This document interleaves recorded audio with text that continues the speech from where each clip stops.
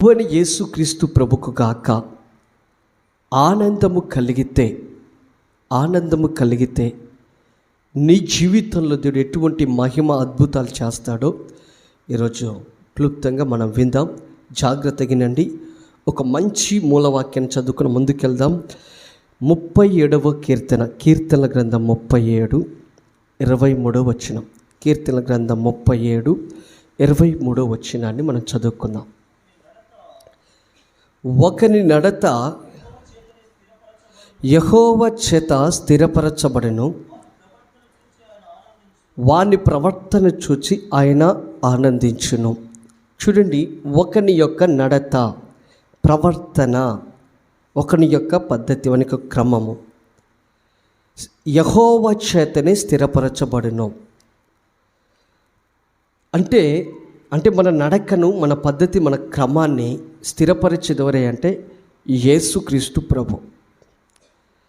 ఆయన స్థిరపరిచిన ఆ నడకలో, ఆయన నిన్ను స్థిరపరిచిన ఆ నడకలో, ఆ ప్రవర్తనలో నువ్వు అలా కొనసాగుతూ వెళ్ళవనుకోండి, ఆయన అప్పుడు నిన్ను, నీ ప్రవర్తన, ఆయన స్థిరపరిచిన ఆ ప్రవర్తనలో నువ్వు కాక క్రమము తప్పకుండా ఉంటే అప్పుడంట ఆయనకు ఆనందం కలుగుతుంది. ఆయనకు ఆనందం కలుగుతుంది. అంటే దేవుడు నిన్ను స్థిరపరిచిన దాంట్లో, నేను స్థిరపరిచిన జీవితంలో, నేను స్థిరపరిచిన ఆ క్రమంలో నీ నడక ఎలాగుండాలి అంటే దేవుణ్ణి సంతోషపరిచే విధంగా, దేవుణ్ణి ఆనందపరిచే విధంగా ఉండాలి. ఎందుకంటే దేవుడు అనుక్షణం ఏం గమనిస్తాడు అంటే నీ ప్రవర్తన గమనిస్తాడు. అందరూ కూడా గమనించండి. దేవుడు నీలో ఏమి గమనిస్తాడు, నీలో ఏం గమనిస్తాడు అంటే మన యొక్క అందాన్ని, చందాన్ని, వింటున్నారండి, మన ఆస్తిని, అంతస్తును, ఇవి చూడడు. ఆయన ఏం చూస్తాడు అంటే నీ నడక, అంటే నీ ప్రవర్తన, నీ పద్ధతి, నీ క్రమము. నువ్వు దేవుని సన్నిధికి వచ్చిన తర్వాత, దేవునిలో స్థిరపడిన తర్వాత, యేసు ప్రభు నమ్ముకున్న తర్వాత నువ్వు ఎలా ప్రవర్తిస్తున్నావు, నీ ప్రవర్తన ఎలాగుంటుంది అనేది దేవుడు ఏం చేస్తాడంటే ప్రతి క్షణం గమనిస్తాడు. దేవుని మాట చెప్తుంది, యెహోవాయందు భయభక్తులు గలవారి ఎడలనంట ఆయన ఎప్పుడు ఒక చెవు పెట్టి ఉంచుతాడంట. చెవు, వాళ్ళ ఎడల ఎప్పుడు చెవు పెడతాడంట. ఎందుకు చెవి పెడతాడు అంటే, అయ్యో వీళ్ళని నేను స్థిరపరచాను కదా, వీళ్ళని నేను బాగు చేసి వీళ్ళ ప్రార్థనలకు సమాధానం ఇచ్చి వీళ్ళ జీవితాలు నేను స్థిరపరచాను కదా నా సన్నిధిలో, వీళ్ళు ఏం మాట్లాడుతున్నారు, ఏం సంభాషిస్తున్నారు, ఎలాగ ఉంటున్నారు అనేసి ఒక చెవు ఆయన ఎందు భయభక్తులు కలిగిన వాడు ఎలా ఉంచుతాడు. వాళ్ళు మాట్లాడేదే కానివ్వండి, వాళ్ళు ప్రార్థన చేసే విధానం కానివ్వండి, వాళ్ళు జీవించే ప్రతి జీవిత విధానంలో కానివ్వండి. వింటున్నారా? నువ్వు రాత్రి వేళ మాట్లాడినా, పగటి వేళ మాట్లాడినా, 4 గోడల మధ్యలో మాట్లాడినా, వింటున్నారండి, బహిరంగంగా మాట్లాడినా, నువ్వు ఎక్కడ మాట్లాడినా అక్కడ నీ మాట దేవుడు వింటాడు. అక్కడ నీ మాట ఎవరు వింటారంటే దేవుడు వింటున్నాడు. దేవుడు ఖచ్చితంగా ఆయన సన్నిధికి వచ్చే వారి ప్రతి ఒక్కరి మాట, నువ్వు ఉపయోగపరమైన మాటలు మాట్లాడినా వింటాడు, వ్యర్థమైన మాటలు మాట్లాడినా వింటాడు. ఇంటున్నారండి, అపహాస సంబంధమైన మాటలు మాట్లాడినా వింటాడు. ఇంటున్నారండి, హేళన చేసే మాటలు మాట్లాడినా వింటాడు, చులకన చేసే మాటలు మాట్లాడినా వింటాడు. అంటే ప్రతి మాటను దేవుడు ఏం చేస్తాడు అంటే వింటూ ఉంటాడు. అందుకోసం ఒక మాట ఉంటుంది, ఏమంటుందంటే తీర్పు దినము రోజునంట మనిషి పలికిన ప్రతి వ్యర్థమైన మాటకు సమాధానము దేవునికి చెప్పాలంట. మనుషులకు చెప్పాల్సిన పనిలే. వింటున్నారా? మనుషులకి ఏం చెప్పాల్సిన అవసరం లేదు.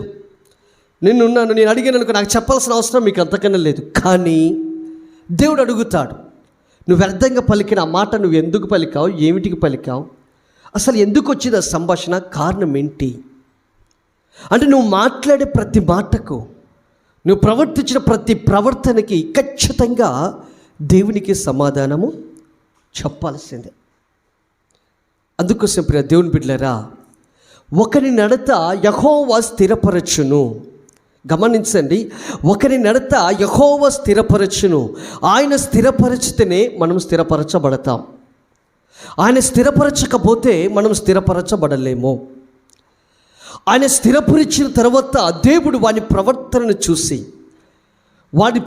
చూసి దేవుడు సంతోషిస్తాడు. అంటే నిన్ను చూసి దేవుడు ఆనందిస్తాడు. అంటే నువ్వు స్థిరపరచబడిన తర్వాత నీ ప్రవర్తన ఏ విధంగా ఉందో ఆ ప్రవర్తన ఏం చేయాలంటే దేవుణ్ణి సంతోషపరచాలి. మీకు ఇంకొక మాట గుర్తు చేస్తాను.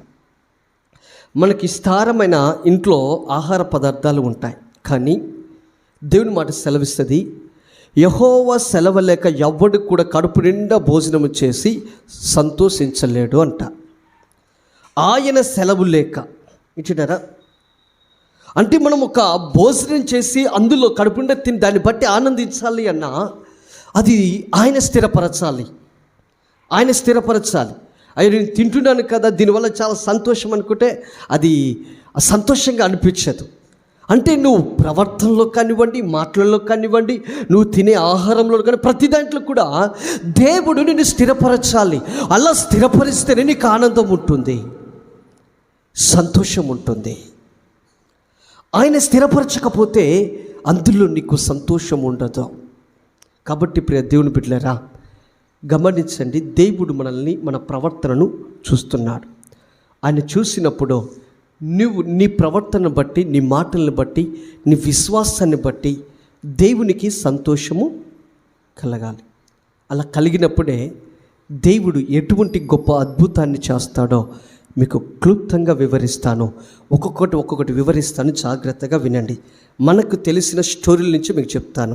నెంబర్ 1, ఆదికాండము 7వ అధ్యాయం 1వ వచనం. ఆదికాండము 7వ అధ్యాయం 1వ వచనం.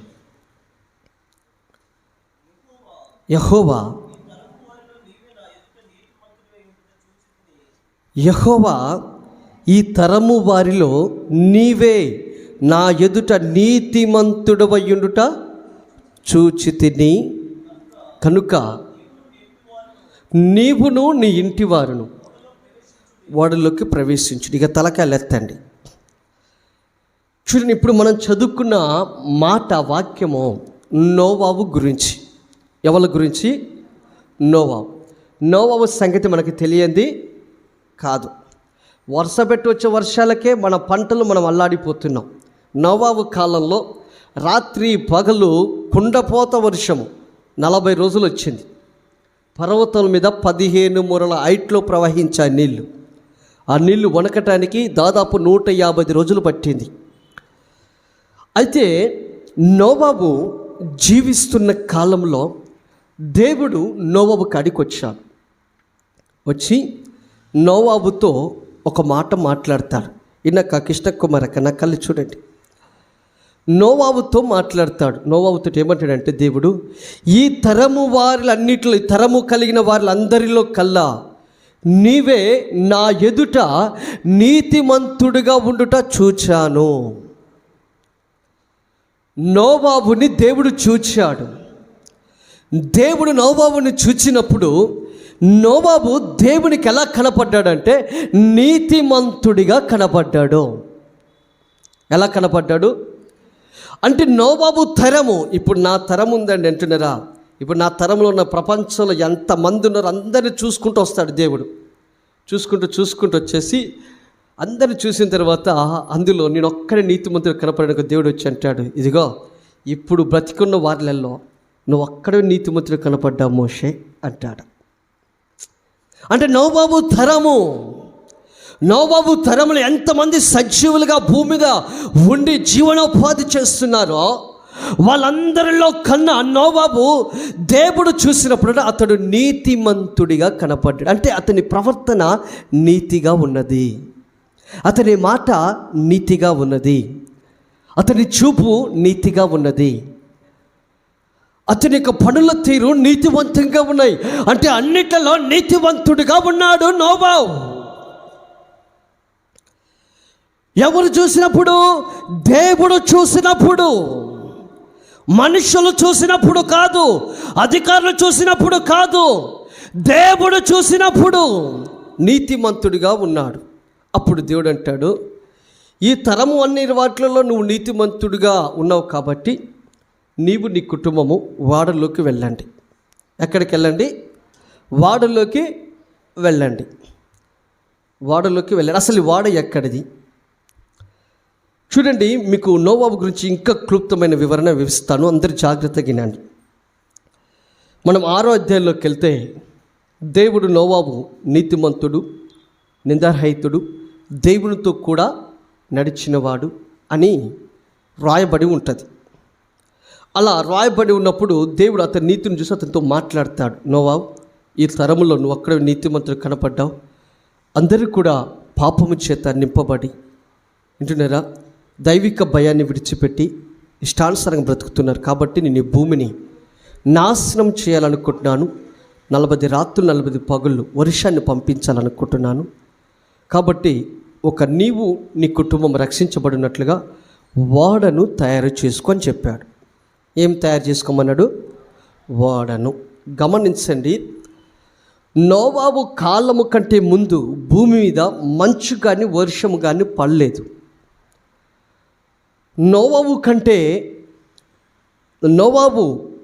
నోవాహు కాలం వరకు భూమి మీద ఇంటున్నారా ఒకటే భాష ఉండేది. ప్రజలందరూ కూడా ఒక్కనే ఉండేవాళ్ళు, ఎటు పోయేటోళ్ళు కాదు. మనకు ఎప్పుడు ప్రజలు ప్రపంచమంతటా భాషలు మారుతాయంటే, ప్రజలందరూ కలిసి బాబేలు గోపురం కట్టడానికి ప్రారంభించినప్పుడు దేవుడు ప్రజల యొక్క భాషలన్నిటి కూడా తారుమారు చేసేస్తాడు. అప్పుడు ప్రజలు ప్రపంచమంతటా చెల్లాచెదురులైపోతారు. కానీ నోవాహు కాలం వరకు ప్రజలు ఒకటే గ్రామంలో ఉండేవాళ్ళు, ఒకే ప్రాంతంలో ఉండేవాళ్ళు. ఆ ప్రాంతము కూడా నీళ్ళు ఉన్న ప్రాంతాన్ని ఎన్నుకునేవాళ్ళు. అక్కడ అందరు కలిసి ఒకటే భాష మాట్లాడుతూ జీవితాన్ని గడిపేవాళ్ళు. అయితే దేవుడు నోవాహు కాడికి వచ్చి చెప్పాడు, అయ్యా వాడ చేసుకోమని. అప్పటి వరకు వాడ అంటే ఏంటో కూడా ప్రజలకు తెలియదు.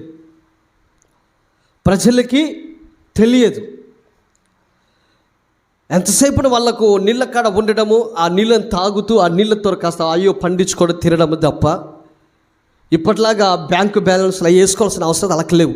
ఉన్నాయా, తిన్నామా, తాగుదామా, ఇక అదే జీవితం. ఎందుకంటే ప్రపంచంలో ఉంది వాళ్ళొక్కలే కాబట్టి. వాడ అంటే ఎలాగుంటుందో తెలియదు. కానీ దేవుడు చెప్పాడు, నోవాహు చిత్తసారకపు మ్రాన్ను చేత ఓడను తయారు చేసుకొని, ఆ ఓడ ఎంత పొడవు ఉండాలి, ఆ ఓడలో ఎన్ని గదులు ఉండాలి, ఆ ఓడ ఎన్ని అంతస్తులు కట్టాలి అని దేవుడు అతనికి క్లుప్తంగా ఉపదేశం చేస్తాడు.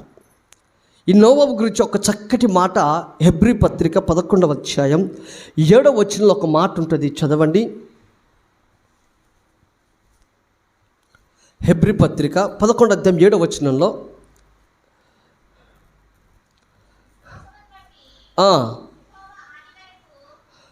విశ్వాసమును బట్టి నోవాహు అది వరకు చూడని సంగతులను గురించి దేవుని చేత హెచ్చరించబడి భయభక్తులు గలవాడై చూసారా. చూడండి, అక్కడ నూతన నిబంధనలో మనకి హెబ్రీ పత్రికలకు వస్తే నోవాహు విశ్వాసమును బట్టి అది వరకు చూడని సంగతుల గురించి హెచ్చరించబడిన వాడై అన్నది. అది వరకు ఎన్నడూ చూడని సంగతులను అంటే అది వరకు ఏం చూడలేదు నోవాహు అంటే ఓడను చూడలేదు. ఓడ ఎలాగుంటుందో తెలియదు, దేంతో తయారు చేయాలో తెలియదు, ఎట్లా తయారు చేయాలో తెలియదు, ఏం పూయాలో తెలియదు. అసలు అదివరకు నోవాహుకి ఓడ గురించి కానీ ఓడ గురించి ప్లాన్లు కానీ దాని గురించి కానీ ఎన్నడూ తెలియదు. కానీ అతని ప్రవర్తనను బట్టి, అతని యొక్క నీతి ప్రవర్తన బట్టి అది వరకు చూడని సంగతుల గురించి బోధించబడ్డాడు. అంటే దేని గురించి? ఓడ గురించి బోధించబడ్డాడు. ఓడ ఎలా తయారు చేసుకోవాలో, ఎలా ఉంచుకోవాలో బోధించబడ్డాడు. అయ్యా ఎందుకయ్యా ఓడ అంటే, అతని 3 కుమారులు, అతని భార్య, 3 కోడళ్ళు జల ప్రళయము నుండి తప్పించబడుటకై దేవుని చేత ఆ ఉపదేశాన్ని పొందుకున్నాడు. అంటే తన కుటుంబము కాపాడబడటానికి, రక్షించబడటానికి, జల ప్రళయము చేత ఏమాత్రము కూడా నశించిపోకుండా ఉండటానికి అతని యొక్క నీతి ప్రవర్తన దేవుడు చూసి అతనికి ఒక ఉపదేశం చేశాడు. నోవా, నీవు నీ కుటుంబం రక్షించబడాలి. ఎందుకంటే నేను చూశాను, నీ ప్రవర్తన నీతిగా ఉన్నది, నీ చూపు నీతిగా ఉన్నది, నీ ఆలోచన నీతిగా ఉన్నాయి. కాబట్టి నీవు నీ కుటుంబం కాపాడబడాలి, జలప్రలయంలో నశించిపోకూడదు, జలప్రలయం మునిగిపోకూడదు అనేసి నోవావుకి దేవుడు అది వరకు చూడని సంగతులను గురించి దేవుడు అతనికి బోధ చేసి జల ప్రళయములో నుండి నోవావు కుటుంబాన్ని దేవుడు కాపాడా. కొట్టండి గట్టిగా చప్పట్లో. చూడండి, జాగ్రత్తగా వినండి. అంటే నోవావుని దేవుడు చూసినప్పుడు అతను నీతిగా ప్రవర్తిస్తున్నాడు. దానివల్ల ఏం జరిగిందయ్యా అంటే ఆశ్చర్యకరం. అతడు ఎన్నడూ ఎరగని వాటిని, చూడని వాటి గురించి బోధించబడి ఆ బోధ ద్వారా, ఆ ఉపదేశం ద్వారా తన కుటుంబము కాపాడబడారు. చూడండి, అంటే దేవుడు నిన్ను చూశాడు. నీ ప్రవర్తన బట్టి, ఆయన స్థిరపరిచిన రక్షణలో కానీ, ఆయన సన్నిధిలో కానీ నిన్ను బట్టి ఆయన ఆనందించిన ఎడల, నిన్ను బట్టి ఆయన సంతోషించిన ఎడల ఆయన చేసే గొప్ప ఉపదేశం ఏంటో తెలుసా అండి నీకు? నువ్వు ఎన్నడూ ఎరగని చూడని సంగతులను గూర్చి ఆయన నీకు ఉపదేశం చేసి నీవు నీ కుటుంబము కాపాడబడే మార్గాన్ని దేవుడు నీకు చూపిస్తాడా? అంటే నువ్వు ఎన్నడూ అది వరకు చూడని వాటిని దేవుడు నీకు చూపిస్తాడు. అది వరకు ఎరగని వాటిని దేవుడు నీ ద్వారా, నీ కుటుంబ రక్షణ కొరకై అవి కలగ చేస్తాడు నీ ద్వారా. అని ఒక ఉపదేశం చేస్తాడు నీకు. అని ఏ విధంగా అయితే తన కుటుంబము కాపాడబడటానికి వాడను తయారు చేయటానికి పొడవు, వెడల్పు, గదులు, ఎత్తు, హైటు ఏ విధంగా అయితే దగ్గర ఉండి ఆ చింతసారక మన్ను కర్రలు, ఆ చెట్టు తీసుకొచ్చి ఆ మణులు తీసుకొచ్చినప్పుడు దేవుడు పలానా కాడపెట్టు అని చెప్తే వెన్నంటే ఉండి ఏ విధంగా అయితే ఉపదేశం చేసి తన కుటుంబం రక్షణార్థమై దేవుడు ఆ వాడను నోవాబుతో ఉండి తయారు చేయించి తన కుటుంబాన్ని రక్షించుకునే విధంగా దేవుడు తోడ్పడ్డాడో, అదేవిధంగా నీ ప్రవర్తన దేవునికి సంతోషాన్ని కలిగిస్తే, మనుషులకు కాదు దేవునికి నీ ప్రవర్తన ఆనందాన్ని కలగచేస్తే నీ కుటుంబము, నీవు ఎలా రక్షించబడాలో అని నీ వెంటే ఉండి నీకు ఒక మంచి ఉపదేశాన్ని చేస్తాడా. అది మనుషులు చేసే ఉపదేశం కాదండి, నువ్వు ఎన్నడూ ఎరగని చూడని ఉపదేశం అది. అదే లోకస్తులు ఏ విధంగా అయితే రక్షించుకుంటారో ఆ రక్షణ కాదు. లోకస్తులు ఎరగని విధముగా అదొక గొప్ప ఉపదేశము, అదొక గొప్ప మార్గము.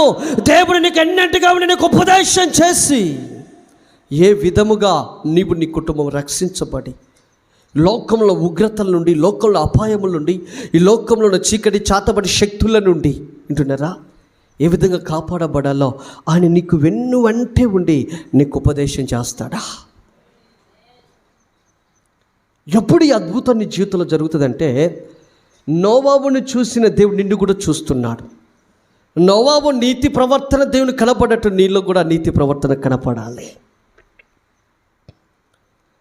నోవాబు తరములన్నిట్లలో నోవాబు నీతిమంతుడిగా ఉన్నాడు. నీవు నీ తరములన్నిట్లలో నీతిమంతుడిగా ఉండాలి, నువ్వు కనపడాలి. నువ్వు అలా కనపడితే ఆయన చూసినప్పుడు నిన్ను బట్టి చాలా సంతోషిస్తాడండి. సంతోషించడం కాకుండా అది వరకు చూడనివి నువ్వు చూసే విధంగా దేవుడు నిన్ను కాపాడతాడా.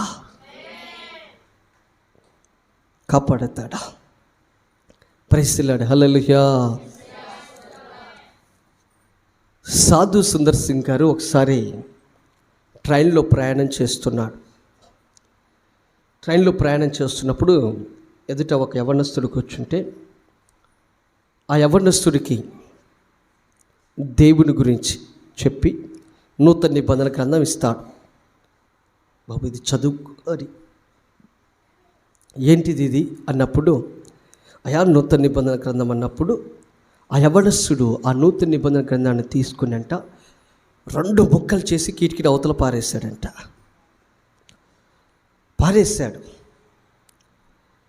చాలా బాధ అనిపించింది సాధు సుందర్ సింగ్ గారికి. నా యోని ఎందుకు ఇస్తే నా ముందలట చింపేశాడు అనేసి. ఒకరోజున అదే ప్రాంతంలో మీటింగ్ జరుగుతుంది. ఆ మీటింగ్కి సాధు సుందర్ సింగ్ గారు వాక్యం చెప్పడానికి వెళ్ళాడు. వాక్యానికి ముందు సాక్ష్యాలు చెప్తూ ఉన్నారు. సాక్ష్యాలు చెప్తూ ఉన్నప్పుడు ఒకతను లేచి వచ్చి సాక్ష్యం చెప్తున్నాడు. పలానా రోజున పలానా ప్రాంతంలో నా స్థితి బాగలేక ట్రైన్ కింద పడి చద్దామని వెళ్తున్నాను. రైలు కింద పడి చద్దామని వెళ్తున్నాను. అక్కడికి వెళ్ళిన తర్వాత నాకు బైబిల్ గ్రంథంలో ఒక ముక్క దొరికింది. నేను ఏందా ఈ ముక్క అనుకున్నాను. నేను చచ్చిపోయేటోనే కదా అనుకుని ఆ ముక్క అలా తీసుకున్న తర్వాత అందులో ఆ ముక్క, ఆ నూతన నిబంధన గ్రంథం ఆ ముక్క, అందులో మాట చదివాను. భయపడకమో, నమ్మిక మాత్రం ఉంచుమో అనే మాట అతనికి వచ్చేసిందంట. వెంటనే అసలు ఇదేంటి అనేసి ఆ ముక్కని చదివాడట. ఎప్పుడైతే ఆ ముక్క చదివాడో చచ్చిపోదామని అనుకున్న ఆయన తన పరిస్థితిని బట్టి, తన స్థితిగతిని బట్టి ఆ బైబిల్ ఒక సగ ముక్కని చదివి మారు మనసు పొంది దేవుని సన్నిధిలో ఒక మంచి సాక్ష్యం చెప్తూ దేవుని బిడ్డగా కష్టాలన్నీ పోగొట్టుకుని ప్రశాంతంగా బ్రతకడం ప్రారంభమైంది. అప్పుడు సాధు సుందర్ సింగ్ గారు ఆ సాక్ష్యాన్ని విని, ఆ ప్రాంతం పేరు విని, ఆ ఏరియా విని హృదయంలో చాలా సంతోషించాడు. ఫస్ట్ అనుకొని ఉంటాడు, చాలా బాధపడ్డాడు, ఎందుకు ఇచ్చానరా అనేసి. కానీ దాని ద్వారా ఒక ఆత్మ రక్షించబడినప్పుడు ఎంతో సంతోషించాడు. చూడండి, దేవుడు నీ మనస్సుని, హృదయాన్ని చూస్తాడు. ఆయన చూడడులే అని ఎన్నడూ అనుకోకు. ఆయన చూచుచున్న దేవుడు. యేసు ప్రభు అంటేనే చూచే దేవుడు ఆయన, చూడని దేవుడు కాదు. ఆయన సాధు సుందర్ సింగ్లో వేదన, బాధ చూశాడు. కానీ దేవుడు చేసే కార్యం అవతల పక్క ఒకటి ఉన్నది. ఆ సాక్ష్యాన్ని చాలా సంతోషించాడు. అంటే కొన్నిసార్లు దేవుడు మన బాధను చూడట్లేదు అనిపిస్తుంది. కొన్నిసార్లు మనం దేవుని కొరకు పడుతున్న ఆ దేవుని సన్నిధికి వచ్చేటప్పుడు వచ్చి ఎదురయ్యే కష్టాలు చూసి, విశ్వాస యాత్రలో జరిగేటప్పుడు వచ్చే రోగాలను చూసి, ఆ బాధలను చూసి, శ్రమలను చూసి మనకు అనిపిస్తుంది ఒక్కోసారి దేవుడు చూస్తున్నాడా, అసలు దేవుడు చూడట్లేనట్టుంది అనుకుంటాం. కానీ ప్రియ దేవుని బిడ్డలారా, నువ్వు ఏ బాధలోనూ ఎక్కడ దేవుడిని చూస్తున్నాడనే సంగతి మాత్రం సత్యం. అది సత్యము. నువ్వు దేంతో బాధపడతావో, ఏ బాధలో నువ్వు ఉంటావో, ఆ బాధను ఖచ్చితంగా ఆయన దాన్ని చూస్తాడు. ఆయన చూడట్లేదు అని మాత్రం చెప్పకో. ఎందుకంటే ప్రపంచాన్ని సృష్టించిన సృష్టికర్తయే యేసుక్రీస్తు ప్రభు. మానవునికి జీవం పోసిందే ఆయన. నీ గుండె ఏ స్థానంలో ఉంటే అది పనిచేస్తుందో ఆ స్థానంలో పెట్టిన వాడే ఆయన.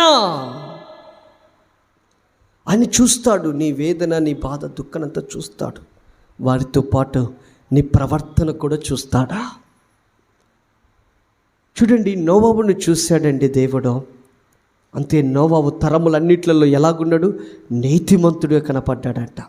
అంతే, దేవుడు వెంటనే అన్నాడు, నువ్వు నాకు నీతిమంతుడు కనపడ్డావు కాబట్టి నీవు నీ కుటుంబం రక్షించడానికి వాళ్ళలోకి ప్రవేశించండి అంటాడా. చూడండి, అసలు దేవుడే అతని వెన్నంటుండి ఒక ఉపదేశం, ఒక ఇంజనీరింగ్ అయ్యుండి అతని కుటుంబాన్ని రక్షించుకున్న ప్లాను, అది అంత చక్కటి ప్లాన్ ఇచ్చాడు. దేవుడే ఇచ్చాడు అంటే ఒకసారి ఆలోచించండి. ఏదో అప్పుడు జరిగింది అనుకోకండి, ఇప్పట్లో కూడా జరుగుతున్నాయి. నువ్వు ఆయన చూసినప్పుడు గాక, నువ్వు ఆయన దృష్టిలో నీతివంతమైన ప్రవర్తన కనపడితే నీ కుటుంబాన్ని, నీ జీవితాన్ని, నీ బ్రతుకును ఏ విధంగా కాపాడుకోవాలో నీ వెన్నంటే ఉండి నీకు ఉపదేశం చేస్తాడు దేవుడా.